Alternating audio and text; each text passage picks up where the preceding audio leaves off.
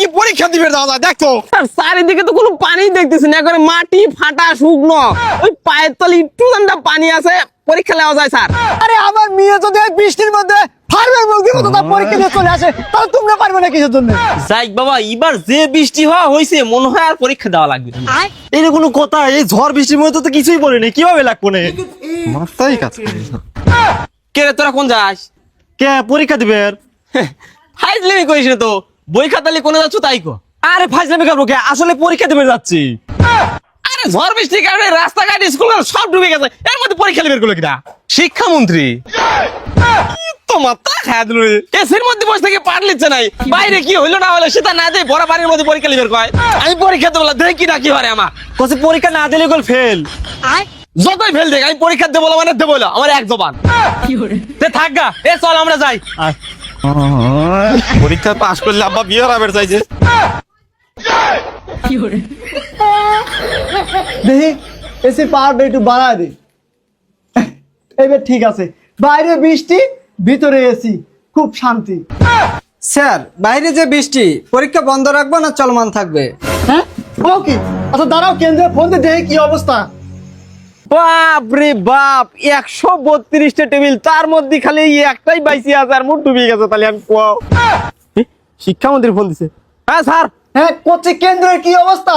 Sir চারিদিকে তো কোনো পানি দেখতেছি না, করে মাটি ফাটা শুকনো, ওই পায়ের তলে একটু ঠান্ডা পানি আছে, পরীক্ষা নেওয়া যায় স্যার। ভালো করে বুঝো, ছাত্ররা কেন্দ্রে যাওয়ার সময় ভিজবি না তো। আরে না, কি কোয়ান, ওই হাইটে যাবার লেগে মাজার কুয়োর পর্যন্ত একটু ঠান্ডা ভিজে যাবার পারে, তাছাড়া কি ছবি লয়। আর পানি তো মনে করেন ছাত্ররা কেন্দ্রে ঢুকার একদিন শুকা যাবে নি। হ্যাঁ তাই নাকি? তাহলে এই করো, ওই ছাত্রদের কথা, পরীক্ষা চলবে চলবে। হ্যাঁ ঠিক আছে স্যার, চালাও। এই পানির মধ্যে কি পরীক্ষা দিবে দাদা দেখো। তুই কি পড়াশোনা করেছিল? বৃষ্টির কারণে যে মেঘ ডাকা, ওই মেঘ ডাকার সতনে 20 বার তোরাই হয়েছি, তার পর্ব কখন? তুই তো খালি কড়াই হয়েছু, আর এই দে আমি কাঁসার থাল লাগালে পরীক্ষা দিবে যাচ্ছি। এই দে সামনে গেলে একটু ভাঙা আছে, পরে দিন যাইস না। আরে এসব কত ভাঙা দেখলাম, এই ভাঙা আমার ছায়াবের পারে রে। এই দে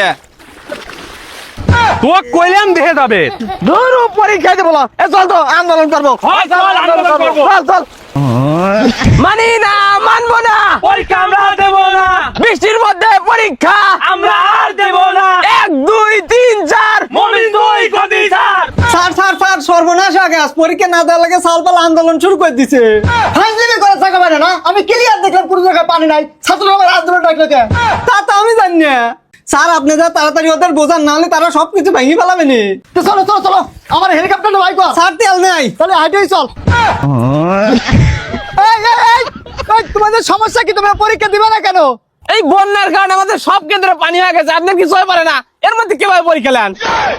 কই দেখি, আসো কোনে পানি। সে চলেন দেখে চলেন। এই আয়, এই দেন চারদিক দিয়ে কত পানি, এর মধ্যে কেমন করে পরীক্ষা দেবো? কই, আমি তো চারিদিকে কোনো পানিই দেখতে পাচ্ছি না, ক্লিয়ার শক্ত মাটি। তোমার তা খায় দিল রে, এটাই শুকনো কেরে কি কয়?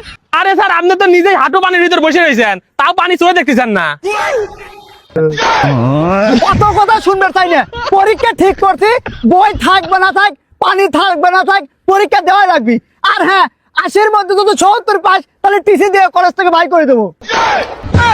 তোমার তা খায় দিল রে। আরে এনে বসবো করলে লেখবার গেলে তো খাতা ভিজে যাবে নি। আরে আমার মেয়ে যদি এই বৃষ্টির মধ্যে ফার্মের মুরগির মতো তার পরীক্ষা দিয়ে চলে আসে তাহলে তোমরা পারবে না কিসের জন্য? কে রে, উনি আমার ফার্মের মুরগি কইলো। আর কোনো কথা নাই, মার মার মার। চল